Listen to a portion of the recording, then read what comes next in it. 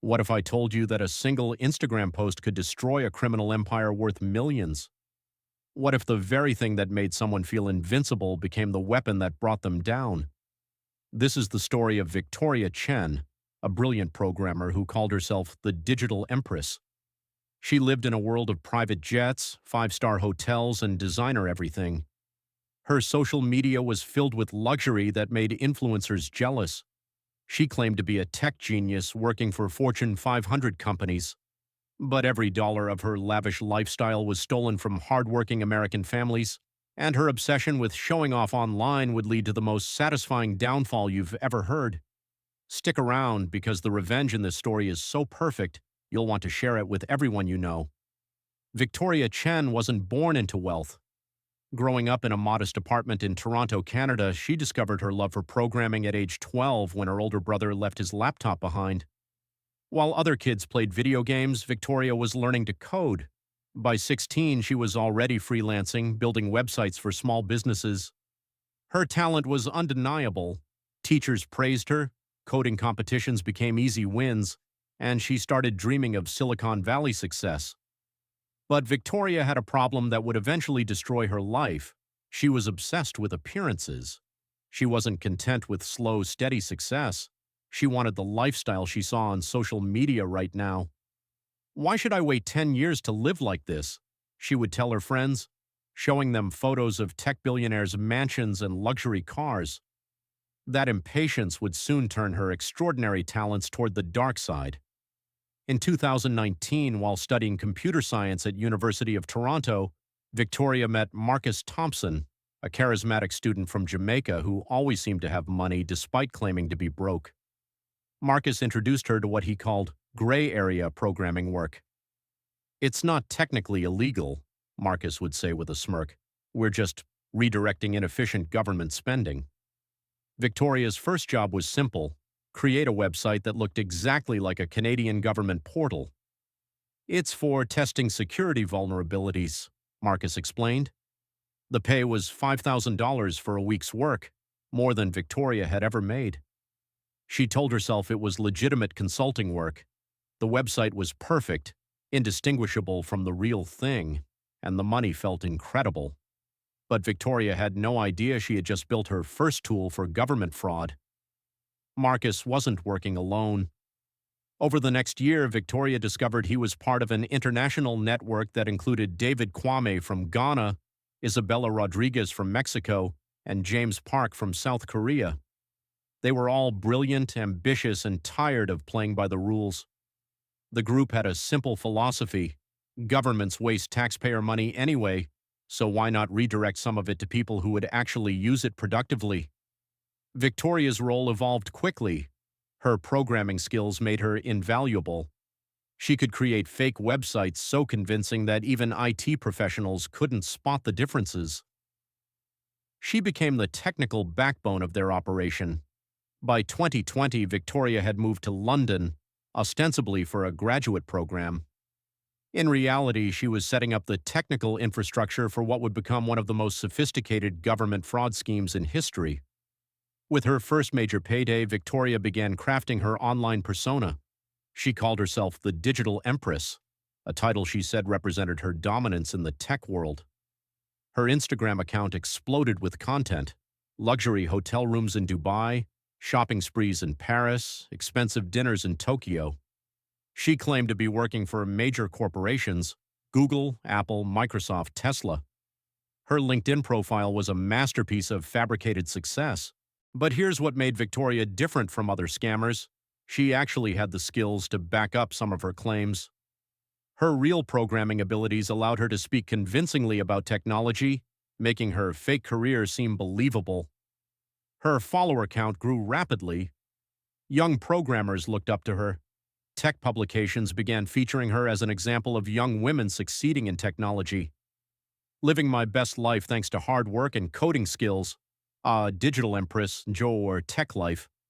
Blessed," she would caption photos of herself on private jets. What her followers didn't know was that every luxury was funded by stolen government money. By early 2021, the international syndicate was ready for their biggest operation yet. They had identified their target, the city of Phoenix, Arizona, with its $4.2 billion annual budget and aging cybersecurity infrastructure.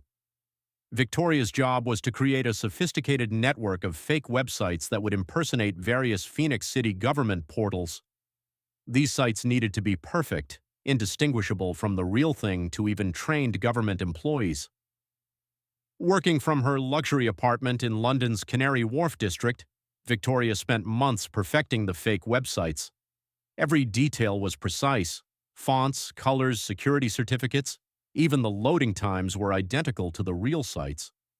The plan was elegant in its simplicity: trick city employees into entering their login credentials on the fake sites, then use those credentials to access the real systems and authorize wire transfers to accounts controlled by the syndicate.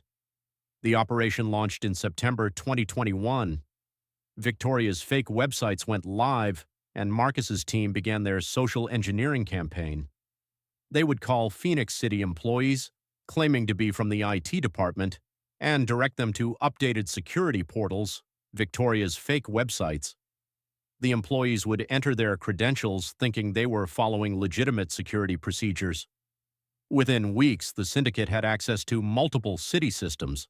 They began authorizing wire transfers, redirecting payments, and manipulating financial records. Victoria watched from London as millions of dollars began flowing into accounts across the globe. Her cut was substantial, and she celebrated each successful transfer with another luxury purchase. With stolen money flowing in steadily, Victoria's lifestyle reached new heights of excess. She documented everything on social media, creating an elaborate fiction about her success. She rented a penthouse in London's most expensive district, bought designer clothes by the dozen, and traveled constantly. Her Instagram stories showed first-class flights, Michelin-starred restaurants, and luxury hotels around the world. To explain her wealth, Victoria created an elaborate backstory. She claimed to be a freelance consultant for major tech companies, working on confidential projects that prevented her from sharing specifics. She said she had developed several apps that were acquired by larger companies. Her followers ate it up.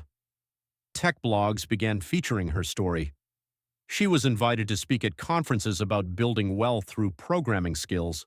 But with each post, each public appearance, each interview, Victoria was building a digital trail that would eventually destroy her. Between September 2021 and March 2023, the syndicate's operation was devastatingly successful. Internal records that would later be seized by investigators showed the scale of their theft. October 2021, $847,000. Redirected from Phoenix City payroll into a Wells Fargo account, December 2021. $1.2 million stolen from infrastructure funds, split between Chase and Bank of America accounts, March 2022, $623,000. Diverted from education budget into cryptocurrency exchanges, July 2022, $456,000 taken from emergency services funding. The total theft exceeded $2.8 million over 18 months. Victoria's share was roughly $700,000, but she spent it as fast as it came in. Designer clothes, luxury travel, expensive gadgets, and premium lifestyle services. She was living like a tech billionaire on stolen taxpayer money. By mid-2022, Victoria's lifestyle was attracting attention from unexpected sources. Her university friends began questioning how she could afford such luxury on a student's budget. Her family in Toronto was confused about her supposed consulting work. More dangerously, some of her social media followers were tech professionals who began noticing inconsistencies in her stories. Her claimed work history didn't quite add up. Her technical knowledge, while impressive, seemed focused on very specific areas that didn't match her supposed diverse consulting portfolio. A few skeptics began investigating her background more carefully. They couldn't find any trace of the apps she claimed to have developed or the consulting contracts she mentioned. But Victoria was too intoxicated by her success to notice the growing scrutiny. In Phoenix, city auditors began noticing irregularities in their financial systems. Missing funds, unusual wire transfers, and questionable authorization patterns emerged during routine checks. By January 2023, the FBI's cybercrime division was involved. Special Agent Sarah Martinez, a 15-year veteran of financial fraud investigations, was assigned to lead the case. Agent Martinez quickly realized this wasn't a simple embezzlement case. The sophistication of the fake websites, the international nature of the transfers, and the advanced social engineering techniques suggested a highly organized criminal enterprise. The investigation began following the money trail, analyzing the fake websites and building a profile of the perpetrators. As FBI investigators dug deeper, they discovered that the criminals had made a crucial mistake. They had left digital fingerprints everywhere. Victoria's fake websites, while visually perfect, contained metadata that revealed details about their creation. Server logs showed patterns that could be traced. Most importantly, the social media presence of the suspects provided a detailed record of how the stolen money was being spent. Agent Martinez's team began the painstaking work of connecting online personas to real identities. They analyzed social media posts, traced financial transactions, and mapped the international network of conspirators. Victoria's digital Empress persona was particularly useful to investigators. Her constant posting about luxury experiences provided timestamps and locations that could be cross-referenced with financial records. By late 2023, the FBI had identified all the major players in the syndicate. They knew about Victoria's technical role, Marcus's leadership position, and the involvement of their international co-conspirators. A federal grand jury in Arizona issued sealed indictments in December 2023, charging the suspects with multiple counts of wire fraud, money laundering, and conspiracy to defraud the United States government. But the suspects were scattered across multiple countries, requiring careful coordination with international law enforcement agencies. Meanwhile, Victoria continued her lavish lifestyle, completely unaware that federal investigators were building an airtight case against her. In early 2024, Agent Martinez's team learned that Victoria was planning to visit the United States for a major tech conference in Las Vegas. She had been invited as a speaker on women in technology entrepreneurship. This was the opportunity investigators had been waiting for. They coordinated with immigration authorities to allow Victoria to enter the country, then began surveillance of her activities. Victoria arrived in Las Vegas in March 2024, staying at the Bellagio in a $2,000 per night suite. She documented everything on social media, posting photos of the luxury accommodations and expensive meals. What she didn't know was that federal agents were watching her every move. Victoria's speaking engagement at the tech conference was the pinnacle of her fraudulent career. Standing before an audience of 500 tech professionals, she delivered a polished presentation about building a tech empire through innovation and determination. She spoke passionately about overcoming obstacles, taking risks, and leveraging programming skills to create wealth. The audience was captivated by her story of success. "Don't let anyone tell you that you can't achieve your dreams," Victoria concluded her speech. "With the right skills and determination, you can build an empire in the digital age." The applause was thunderous. Audience members rushed to take selfies with the digital Empress. Her social media that night showed her celebrating with champagne and surrounded by admirers. It was the perfect crime at its peak, but it was also the moment that sealed her fate. After the Las Vegas conference, Victoria flew to New York City for meetings with supposed venture capitalists interested in funding her next project. These meetings were actually part of an elaborate FBI sting operation.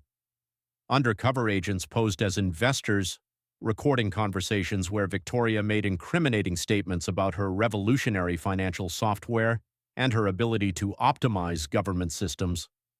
Victoria, drunk on her own success and the attention from potential investors, began revealing details about her technical capabilities that would later be used as evidence against her. Victoria's last week of freedom was documented in excruciating detail on her social media accounts. She posted from expensive restaurants in Manhattan, luxury shopping on Fifth Avenue, and exclusive rooftop bars with stunning city views. Her final Instagram post, published on April 15, 2024, showed her in a designer dress against the backdrop of the New York City skyline.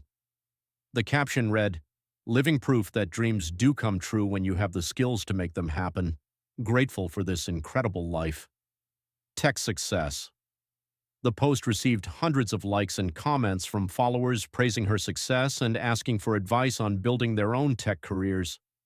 Within 24 hours, that post would become evidence in a federal criminal case. April 16th, 2024, 6:47 a.m. Victoria was staying at the St. Regis Hotel in Manhattan when FBI agents knocked on her door. She opened it expecting room service with her usual breakfast of organic fruit and artisanal pastries. Instead, she found Agent Martinez and four other federal agents with an arrest warrant. Victoria Chen, you're under arrest for conspiracy to commit wire fraud, money laundering, and theft of government funds, Agent Martinez announced. The color drained from Victoria's face. For a moment, the confident digital Empress persona cracked, revealing the frightened young woman underneath. "There must be some mistake," she stammered. "I haven't done anything wrong. I'm a legitimate businesswoman." But as the handcuffs clicked shut, Victoria realized that her carefully constructed empire of lies was crumbling around her. What made Victoria's arrest so satisfying was how thoroughly she had documented her own crimes. Her social media accounts provided a detailed timeline of how she had spent the stolen money. Every luxury vacation, every designer purchase, every expensive meal was timestamped and geotagged. FBI agents could trace the flow of stolen funds directly to Victoria's lifestyle by simply scrolling through her Instagram feed. The contrast was stark. While Phoenix City employees struggled with budget cuts to essential services, Victoria was posting about $500 bottles of wine and $2,000 handbags. Her own words would be used against her.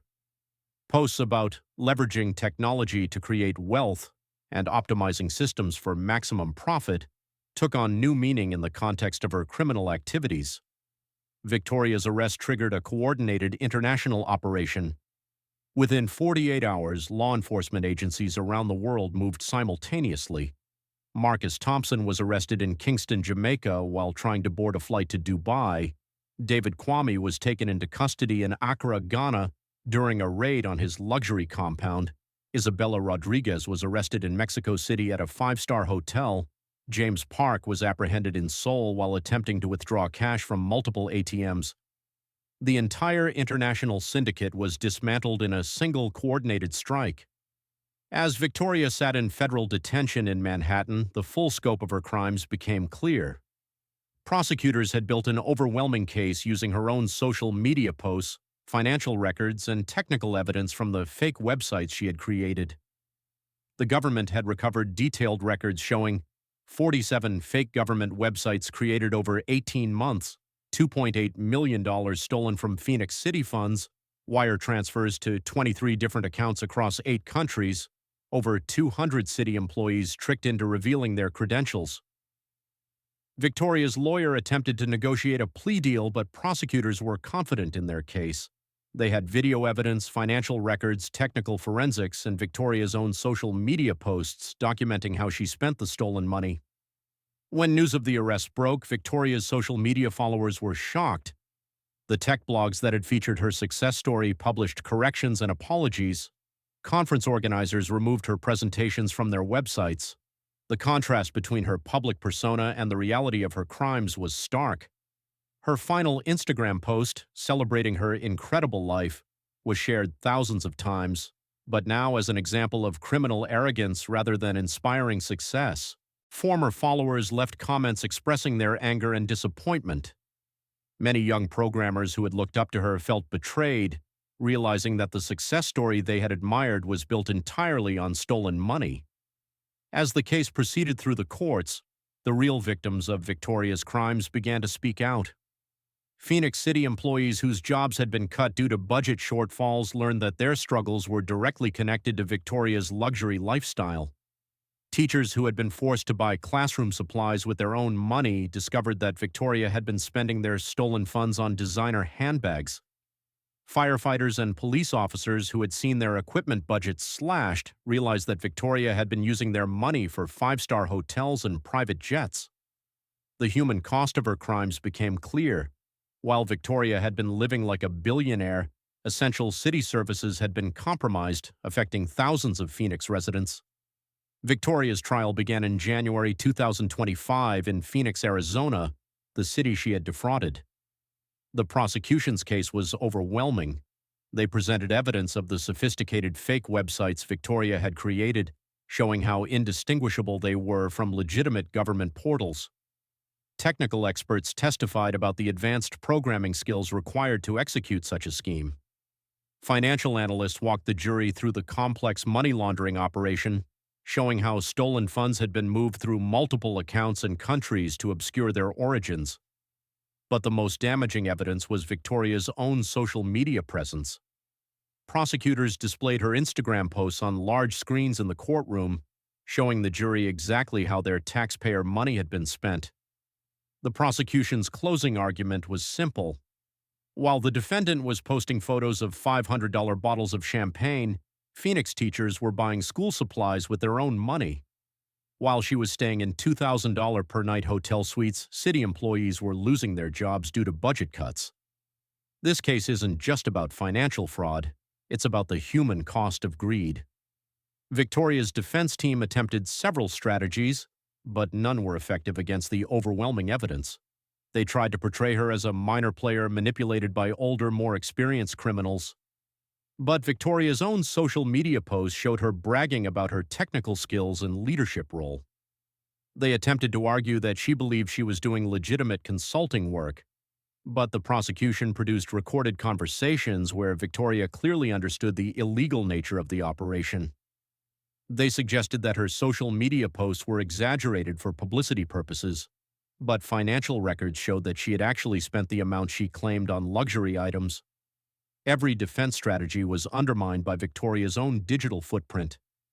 After just 6 hours of deliberation, the jury returned with their verdict, guilty on all counts. Victoria's reaction was captured by courtroom cameras. The confident digital Empress persona finally collapsed completely. She broke down in tears, realizing that her carefully constructed world of lies had been thoroughly exposed. The judge scheduled sentencing for the following month, but legal experts predicted Victoria would face the maximum sentence given the sophistication of her crimes and the amount of money stolen. At her sentencing hearing, Victoria was given the opportunity to address the court. Gone was the confident speaker who had addressed tech conferences. Instead, a broken young woman stood before the judge. "I know that nothing I say can undo the harm I've caused," Victoria began, her voice barely above a whisper. "I started down this path thinking I was just using my skills to get ahead, but I lost sight of who I was hurting." She continued, "Every time I posted about my lifestyle, I was celebrating money that belonged to teachers, firefighters, and city workers. I was so focused on appearing successful that I forgot success built on lies isn't success at all." The judge listened to her statement, then delivered the sentence: 15 years in federal prison, followed by deportation to Canada, and full restitution of the $2.8 million stolen from Phoenix taxpayers. As Victoria was led away in handcuffs, the ultimate revenge was complete.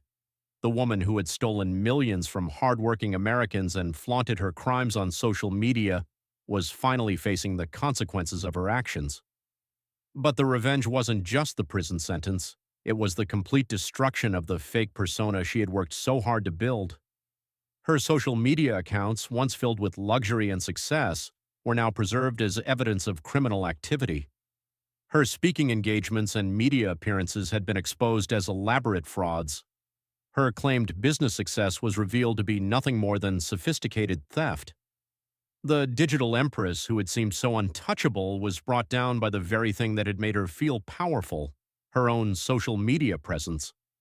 With Victoria's conviction, the investigation into the international syndicate continued. Her co-conspirators faced similar charges in their respective countries, with several agreeing to extradition to the United States to face federal charges. Marcus Thompson, the alleged leader, was sentenced to 20 years in prison. David Kwame received 18 years. Isabella Rodriguez and James Park each received 12-year sentences as part of plea agreements. The Phoenix city government implemented new cybersecurity measures to prevent similar attacks. They recovered approximately $1.2 million of the stolen funds through asset seizures and international cooperation. Victoria's case became a cautionary tale studied in cybersecurity courses and law enforcement training programs. It demonstrated how social media could be both a tool for criminals to enjoy their ill-gotten gains and the evidence that ultimately destroys them. Her story is taught in programming courses as an example of how technical skills can be misused and the importance of ethical considerations in technology development. Most importantly, it serves as a reminder that in the digital age, everything leaves a trail. Every post, every photo, every online activity creates evidence that can be used to build a case against criminals. Today, Victoria's social media accounts remain frozen as evidence in ongoing investigations. Her Instagram feed, once a source of inspiration for aspiring tech entrepreneurs, now serves as a warning about the consequences of fraud. The contrast between her online persona and her current reality is stark. The woman who once posted about living the dream is now serving time in federal prison, facing the reality of her crimes every day. Her case has inspired new legislation aimed at combating sophisticated online fraud and has led to improved cooperation between international law enforcement agencies. The city of Phoenix, meanwhile, has used the Victoria Chen case as motivation to rebuild and strengthen its systems. The recovered funds were used to restore some of the services that had been cut due to budget shortfalls. Teachers received additional funding for classroom supplies, emergency services got updated equipment. City employees who had lost their jobs during the budget crisis were offered opportunities to return. The community that had been victimized by Victoria's greed came together to ensure that such a crime could never happen again. Perhaps the most ironic aspect of Victoria's downfall is that she actually had the skills to build a legitimate tech empire. Her programming abilities were genuine, her understanding of web development was advanced, and her presentation skills were impressive. If she had channeled those talents toward legitimate business ventures, she might have actually achieved the success she pretended to have. Instead, her impatience and desire for instant gratification led her to choose the path of crime. She had the tools for legitimate success but chose the shortcut to criminal failure. The story of Victoria Chen, the digital Empress, is the perfect example of how justice can be served in the most satisfying way possible. The woman who stole $2.8 million from American taxpayers and flaunted her crimes on social media was brought down by her own arrogance and need for validation. Her carefully crafted online persona, meant to project success and inspire others, became the very evidence that prosecutors used to convict her of multiple felonies. The luxury lifestyle she documented so meticulously on Instagram is now just evidence in a federal criminal case, preserved forever as a reminder of how greed and deception ultimately lead to destruction. For the teachers, firefighters, city workers, and Phoenix residents whose lives were affected by her crimes, seeing Victoria Chen in prison represents true justice. Not revenge sought by victims, but justice delivered by a system that proved no one is above the law. The digital Empress who thought she was untouchable learned the hardest lesson of all. In the digital age, your own posts can become the weapons that destroy you. Her empire of lies has crumbled, her stolen fortune has been seized, and her freedom has been taken away. But most satisfying of all, her fake success story has been exposed for what it really was: a criminal enterprise built on the suffering of others. The ultimate revenge wasn't planned by her victims. It was delivered by her own hand, one social media post at a time. Justice served, truth revealed, the ultimate revenge achieved. This story is a work of fiction created for educational purposes to illustrate the dangers of online fraud and the importance of cybersecurity.